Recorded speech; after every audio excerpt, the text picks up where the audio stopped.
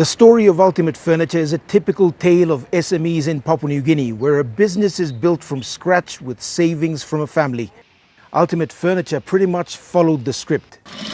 They started buying equipment at least 3 years before they began in 2016. Well, we decided to go into upholstery because of my little brother. He was a professionally trained upholsterer, and he worked for Pacific Firm for over 10 years. He's been producing furniture for that firm. And realizing that, he's been, with the potential he has, he could only prosper and market his skills on his own. MTV followed the encouraging developments, and by 2017, the business looked good.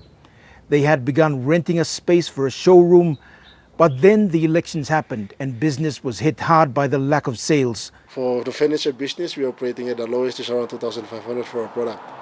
So not many people can just walk in with a 2,500 to buy anything. Tony Basse and his family then decided to return to where they started to rebuild their resources. For us, there's so much potential where we can step up, we can create more employment for many technical students who are just graduating. Tony Basse's company's story is the same as many other SMEs who can't pay rent in prime locations because it's too expensive.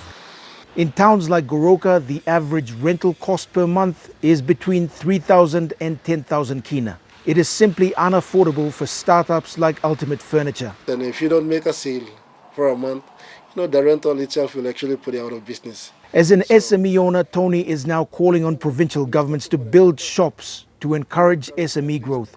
He says SMEs should be allowed to operate for at least 5 years rent-free until they become financially stable. Financing remains one of the biggest obstacles for SMEs in Papua New Guinea. The banks don't really want to lend, government help is limited, but the political rhetoric for Papua New Guinean-owned businesses and job creation continues in a country where the vast majority of the retail sector is controlled by foreigners. Scott Waide, National MTV News, Goroka.